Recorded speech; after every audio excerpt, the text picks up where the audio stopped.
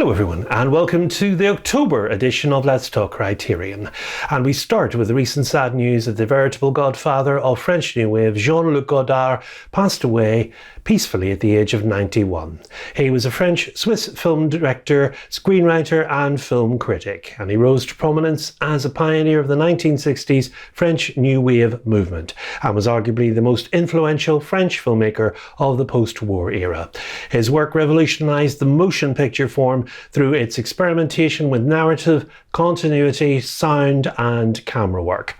During his early career as a film critic for the influential magazine Cahiers du Cinéma, Godard criticised mainstream French cinema's tradition of quality, which emphasised established convention over innovation and experimentation.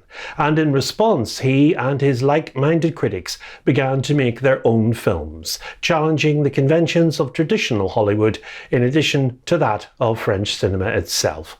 He's said to have created one of the largest bodies of critical analysis of any filmmaker since the mid-20th century. His work has been central to narrative theory and has challenged both commercial narrative cinema norms and film criticism's vocabulary. In 2010, Godard was awarded an Academy Honorary Award, but he didn't attend the ceremony himself to collect the award.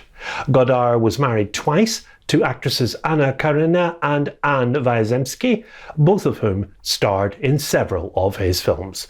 His work is a testament to his genius, and the Criterion collection represents it very well indeed, with films such as Breathless, that's Au bout du souffle, A Woman is a Woman, My Life to Live, Contempt, Band of Outsiders, Alphaville, Pierrot le Fou, Masculin Féminin, Made in USA, Weekend, and many others through until the last decade.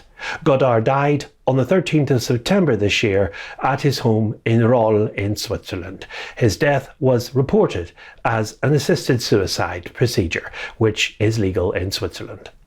I also featured Masculin Féminin and Pierrot le Fou on a previous Let's Talk Criterion, and I have re-edited those features into a separate video, which you can watch on the channel, and the link for that is above. Now we go on to the October release slate, and we have the arrival in the US of George A. Romero's Night of the Living Dead. David Lynch takes us along the Lost Highway in 4K UHD. The classic 30s comedy with Cary Grant, Arsenic and Old Lace, Yaro Bustamante's La Llorona, Japanese chills with Cure, Eve's Bayou from Kazi Lemons, and in the UK we have Takeout, released last month in the US. Horror is one of the most popular genres, with many modern film franchises existing like Halloween, Child's Play, Friday the 13th, Nightmare on Elm Street and Saw. But of course we always are attracted to zombie films, and it all started with George A. Romero, A Night of the Living Dead.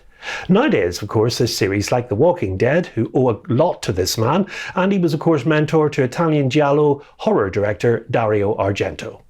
Now, this film is not a new title to the Criterion collection, because it arrived on Blu-ray back in February 2018 in the US collection, and it now gets an upgrade to 4K with Dolby Vision HDR.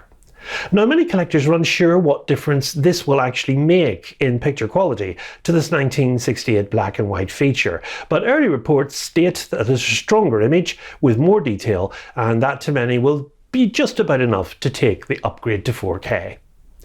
George A. Romero was born in New York City in a borough called the Bronx, and he was the son of Anne Romero Dvorsky and George Romero, and that George was a commercial artist. His mother was Lithuanian and his father was from Spain, but he'd immigrated to Cuba as a child.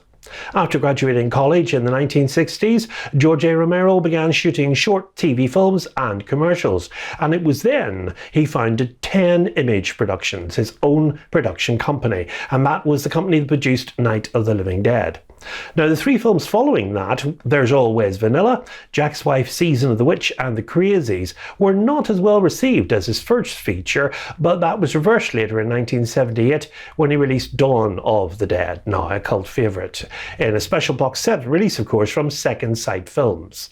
Now, he went on to make Day of the Dead, Night Riders, Creepshow, written of course by Stephen King, and Monkey Shines. And he's been given the affectionate title the father of the zombie film. And certainly many modern television shows like Z Nation, The Walking Dead, and Fear of the Walking Dead, and others are heavily influenced by him.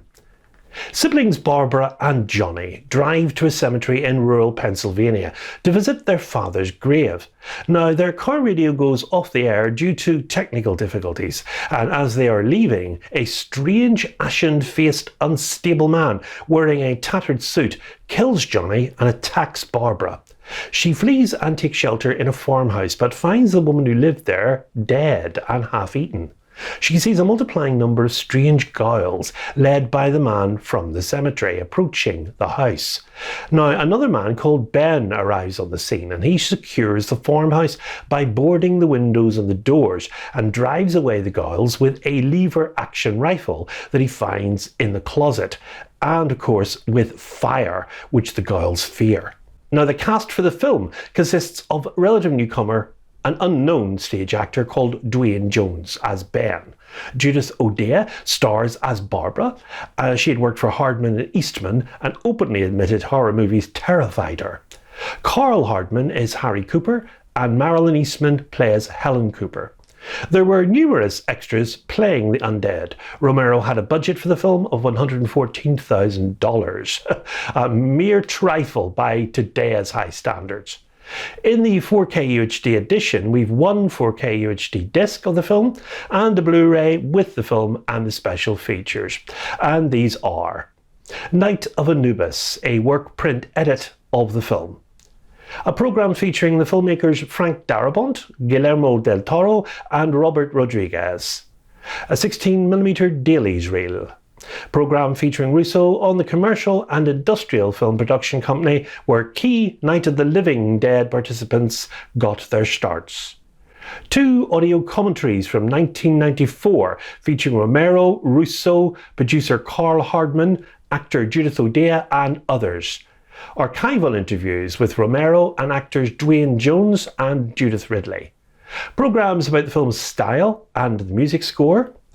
Interview programme about the direction of the film's ghouls featuring members of the cast and the crew. And interviews with Gary Striner and Russell Striner. There's newsreels from 1967, trailer, radio spots and TV spots. And an essay by the critic Stuart Klawans.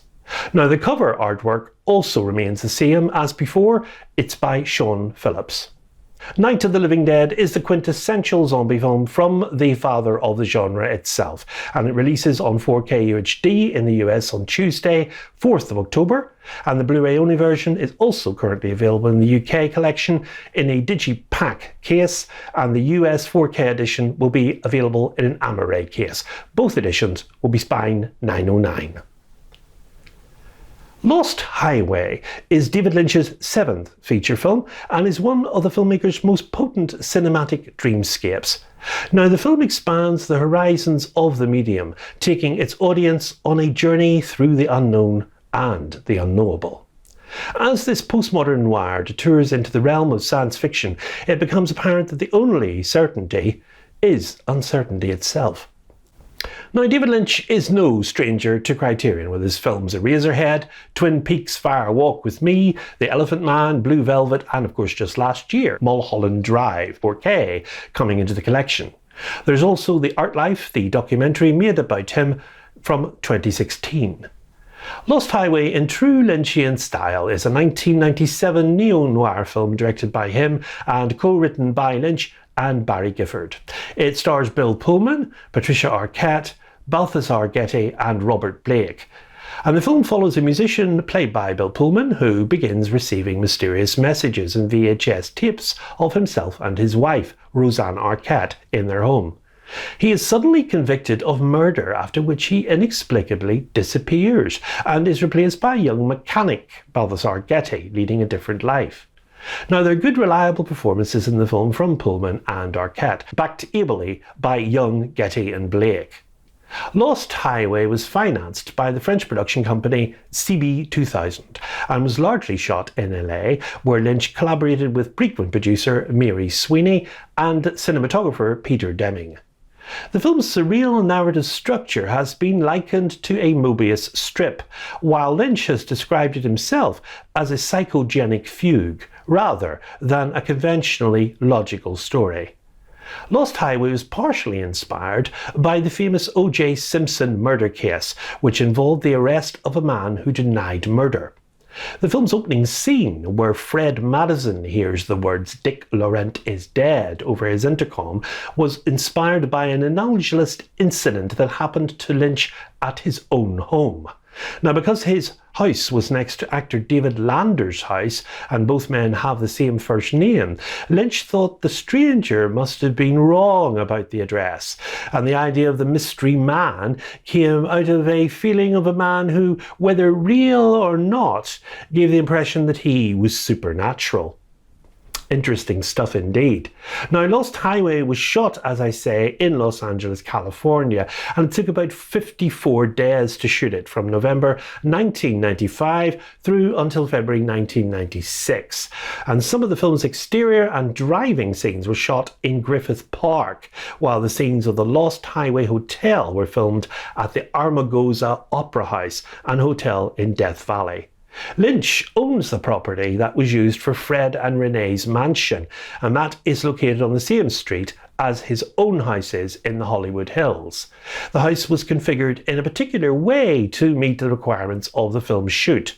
A corridor that leads to the bedroom was added, and the facade was remodeled with slot windows, and that was to make Fred's point of view very limited.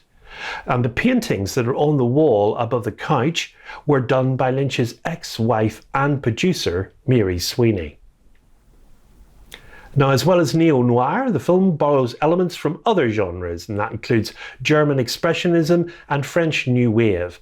The terms psychological thriller and horror film have also been used to describe its narrative elements. Lost Highway was released in France on January the 15th, 1997. In North America, the film premiered at the Sundance Film Festival, which took place in Park City, Utah, January 1997. But the film wasn't a big success at the US box office, as it wasn't seen as a mainstream release, and it didn't have the same appeal as Twin Peaks' Fire Walk With Me had. But then the successful television show had fueled interest and anticipation for that release. Now, the film comes as a 2-disc set with a new 4K digital restoration, and that's supervised and approved by the director David Lynch himself, with new 5.1 surround master audio soundtrack and an alternate uncompressed stereo soundtrack as well. Features on the Blu-ray disc are Pretty as a Picture, The Art of David Lynch. That's a feature-length 1997 documentary by Toby Keeler, featuring Lynch and his collaborators Angelo Badalamenti, Peter Deming, Barry Gifford, Mary Sweeney and others, along with on-set footage from Lost Highway, reading by Lynch and critic Christine McKenna of excerpts from their 2018 book Room to Dream, archival interviews with Lynch and actors Patricia Arquette, Bill Pullman and Robert Loggia, excerpts from an interview with Lynch from the filmmaker and writer Chris Rodley's book Lynch on Lynch. And there's new cover art for the disc by Fred Davis. Now, there's some interview material, albeit archival, with Lynch himself on the extras. Lost Highway releases on 4K UHD on Tuesday 11th of October in the US, and in the UK on Blu-ray on Monday 31st of October, and its spine 1152. Hollywood director Frank Capra is fairly synonymous with timeless comedies, having produced so many during his long and illustrious career. Some examples are It Happened One Night, Mr. Deeds Goes to Town, You Can't Take It With You, the suburban classic It's a Wonderful Life, and now Arsenic and Old Lace comes to the Criterion collection with two old ladies who are looking for a lodger for a spare room and seem to manage to murder their tenants and put them down in the cellar. A young writer and his fiancée, a serial killer older brother and his convict friend with a corpse he needs to conceal, roaming policeman, and a man who thinks he's Teddy Roosevelt. All the ingredients are there for a hilarious and zany time. Now, the film started its life as a comedy farce, penned by the American playwright Joseph Kesselring in 1939. Now, I should particularly know that because I was lucky enough to play the role of the bugle-blowing Roosevelt myself with my local drama group in 2012. Now, the play was adapted for screen by Julius G. Epstein and Philip G. Epstein, and the contract with the play's producers was such that the film version would not be released until its Broadway run had ended. The film had a release date set at September 30th, 1942, but wouldn't you know it, the play had a really long Broadway run, and the release of the film had to be delayed until 1944. Mortimer Brewster is the lead character, and Frank Capra chose exactly the right actor to play that part, the charismatic Cary Grant. The role was originally intended for Bob Hope, but he was stuck in a contract with Paramount at the time, and it couldn't be released from it. Capra clearly had a thought to put comics in the film as he'd approached Jack Benny and Richard Travis, but then Grant accepted the role. In the stage version, Boris Karloff had played the Frankenstein-like Jonathan Brewster, who's meant to look like Boris Karloff, quite ironic that. And the film, of course, had Raymond Massey, who looked very like Boris Karloff. His sidekick, Herbert Einstein, was ably played by the great Peter Lorre. Josephine Hull and the brilliant Gina Dare both play the Brewster sisters Abby and Martha, and John Alexander plays Teddy Brewster, who of course is the one with delusions that he is President Roosevelt. They all reprised their roles from the Broadway show, with the ladies given a special 8-week leave of absence to shoot the film. Now, critics were uniformly positive, finding as a whole Arsenic and Old Lace good macabre fun and embodying the spirit of the play itself. Harrison Reports wrote that hilarious entertainment, it should turn out to be one of the year's top box office attractions. John Lardner of The New Yorker called the film practically as funny in picture form as it did on the stage, and that's very funny indeed. And all I would say to all of you is just check your next glass of elderberry wine before you drink it, as you never know what it might contain. Now, there's a very small sprinkling of features on the disc for Arsenic and Old Lace, and they include a new audio commentary featuring Charles Dennis. He's the author of There's a Body in the Window Seat, The History of Arsenic and Old Lace. There's the radio adaptation made in 1952 starring Boris Karloff, and a trailer for the film. And there's a written essay by the critic David Cairns. Cover art for the cover of Arsenic and Old Lace is by F. Ron Miller. Of course, Frank Capra would go on to make major films of much higher quality, such as It's a Wonderful Life and Mr. Smith Goes to Washington, and of course Pocketful of Miracles. But Arsenic and Old Lace has a special place reserved in many people's collections, and it's nice that it joins the Criterion collection on Blu-ray, and it's spine 1153 in the US, and it's only in the US, it's out on a Tuesday, the 11th of October. The American dream has rarely seemed so far away as in Sean Baker and Shi Ching Shu's raw verite feature Takeout. Now, this is an immersion in the life of an undocumented Chinese immigrant struggling to get by on the margins of post-9/11 New York City.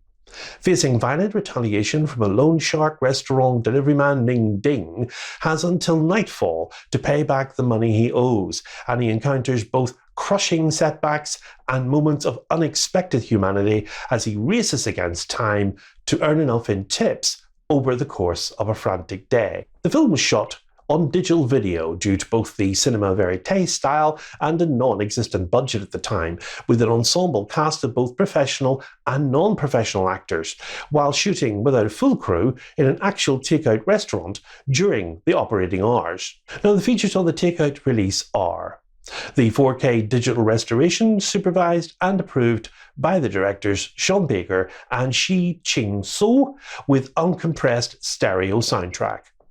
An audio commentary featuring Baker, Su and actor Charles Yang. New interviews with Baker, Su, Yang and actors Wai Tai Li and Yeng Hua Yu. And programme about the making of the film. There are also deleted scenes on the disc, a screen test, a trailer, and finally an essay written by the filmmaker and the author J.J. Murphy. The film has a running time of just 88 minutes, and we have it coming to the UK on Monday the 17th of October, a spine 1149. A country's bloody history stains the present in the Guatemalan auteur Jairo Bustamante's La Llorona, a transfixing fusion of folk horror and searing political commentary, inspired by the real-life indictment of Efren Rios Montt for crimes against humanity. A notorious, now aging, former military dictator stands trial for atrocities committed against Guatemala's Mayan communities. While battling legal repercussions and the people's demands for justice, he and his family are plagued by a series of increasingly strange and disturbing occurrences, seemingly brought on by an enigmatic new housekeeper, Maria Mercedes Coroy. With a restraint that renders the film's shocks all the more potent, Bustamante crafts a chilling vision of a nation reckoning with collective harms and the restless ghosts of a past that refuses to die. Now, I personally don't know La Llorona as a film, but I enjoy seeing these blind buys appearing for many in the collection. La Llorona had its world premiere on the 30th of August 2019 at the Venice Film Festival, and it later screened in the Contemporary World Cinema section at the 2019 Toronto International Film Festival. It was selected as the Guatemalan entry for the Best International Feature Film at the 93rd Academy Awards, and that made it, of course, onto the shortlist of 15 films. On the 6th of August 2020, it premiered on the horror streaming service Shudder. Now, there is, of course, the 1933 Mexican supernatural horror film directed by Ramon Peon and starring Ramon Pereda, Virginia Zuri, Adriana Lamar and Carlos Orellana. Now, La Llorona is steeped in Mexican, Guatemalan and Venezuelan folklore. The Weeping Woman, or the Wailer, is a Hispanic American mythical vengeful ghost who is said to roam waterfront areas mourning her children whom she drowned. Early colonial texts indicate there's evidence that the lore is pre-Hispanic. It originates in the Central Highlands. However, La Llorona is the most commonly associated with the colonial era and the dynamic between Spanish conquistadors and indigenous women. The most common lore about La Llorona includes her initially being an indigenous woman who murdered her own children, which she bore from a wealthy Spaniard, after he abandoned her. The villainous qualities of La Llorona, including infanticide and the murdering of one's own blood, is assumed to be connected to the narrative surrounding Donna Marina. Today, the lore of La Llorona is well known in Mexico and in the southwestern United States. Now, I'm not comparing it to the version that came as part of the Conjuring universe, and that was the film The Curse of La Llorona, released in 2019, with not a brilliant box office reception, I may add. This version stars Maria Mercedes Coroy as Alma, Margarita Kenefic as Carmen, Sabrina de la Hoz as Natalia, Julio Diaz as Enrique Monteverde, Maria Telon as Mariana, Alia Elia Hurtado as Sarah, Juan Pablo Olislager as Letona.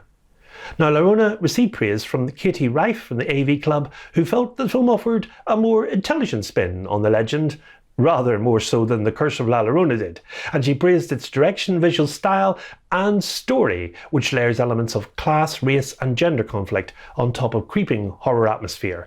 But she criticised its pacing, which slows to a crawl as Bustamante, the director, delves into interfamilial dynamics that are interesting and ultimately a distraction from a more satisfying tale of supernatural revenge. So I certainly look forward to seeing this film for myself.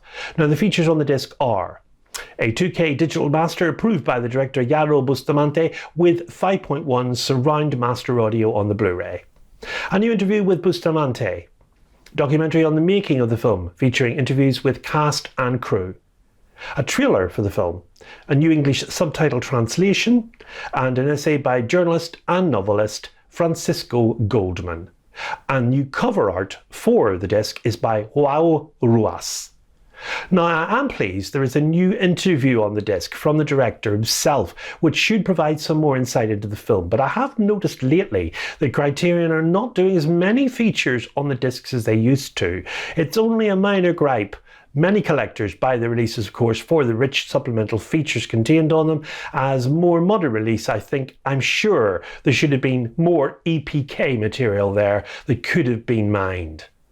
La Llorona releases a Spine 1156 on Tuesday the 18th of October and is released on Blu-ray in the US only. And we have more chills abound in Cure. a long-awaited addition to the Criterion collection in the US.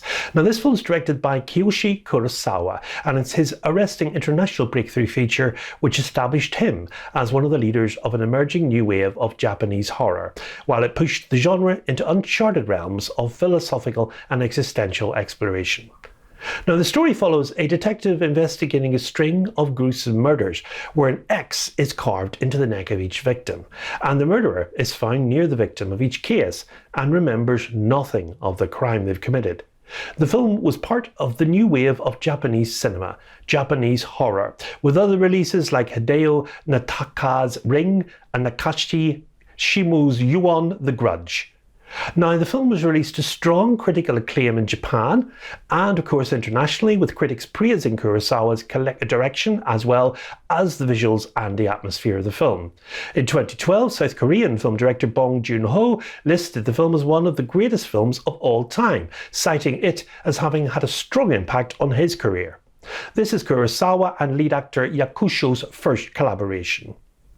Detective Takabe Yogi Yakusho launches into a labyrinthine investigation to discover what connects apparently unconnected murders and into a disturbing game of cat and mouse with an enigmatic amnesiac, Masato Hagiwara, who may be evil incarnate himself.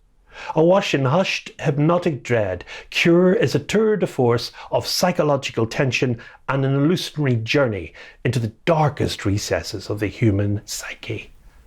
Cure was released in 1997, and it was later screened at the Toronto International Film Festival in 1999 as part of a career retrospective on Kurosawa. It received a wider release in the West in 2001, and the film was released on home video for the first time in the UK as part of the Masters of Cinema series in 2018. So the film has received a debut Blu-ray release, but its prestige rises even further with its arrival in the Criterion collection. Now, once again, there's only a smattering of features on the disc for Cure. They are a 4K digital restoration supervised by the cinematographer Tokusho Kikumura, and it has an uncompressed stereo soundtrack.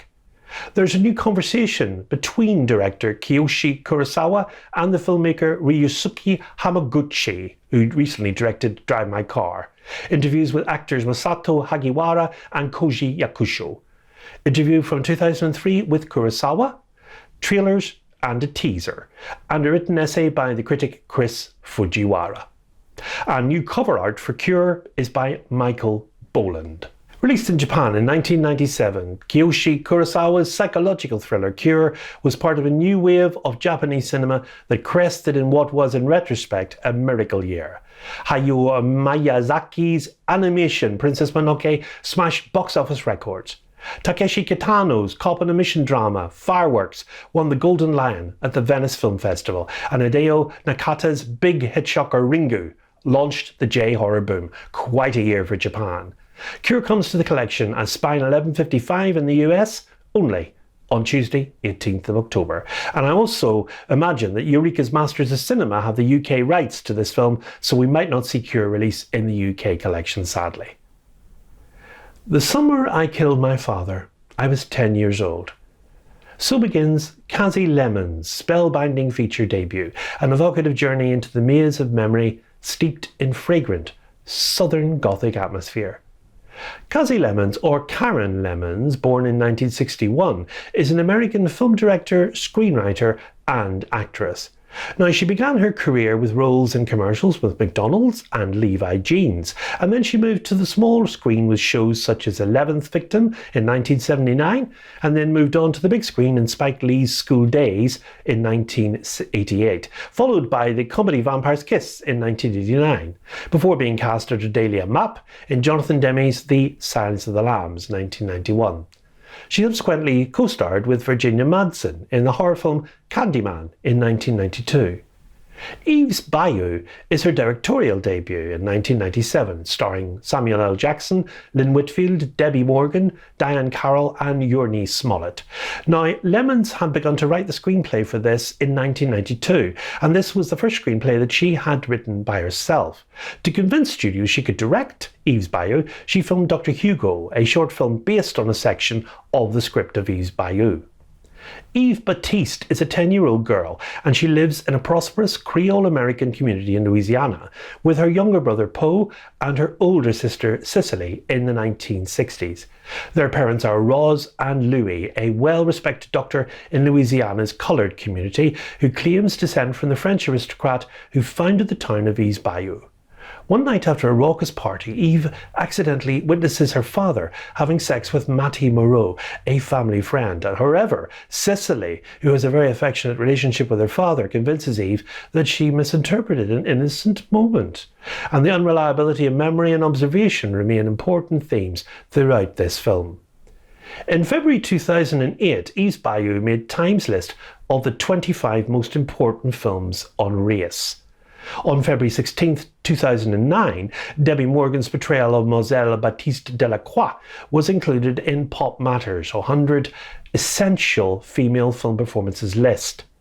In 2012, Yornie Smollett's role as Eve Batiste was included in Essence's 25 Best Roles for Black Actresses list. So clearly the film has gathered momentum since its 1997 release as people's perceptions have altered.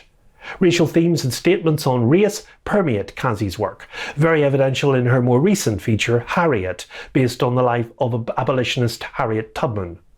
Now, the cast in Eve's Bayou consists of Yornie Smollett as Eve Batiste, Tamara Tunney as the voice of adult Eve, Debbie Morgan as Mlle Baptiste Delacroix, Samuel L. Jackson as Louis Batiste, Lynn Whitfield as Roz Batiste, Diane Carroll as Elzora, and Liza Nicole Carson as Mattie Moreau.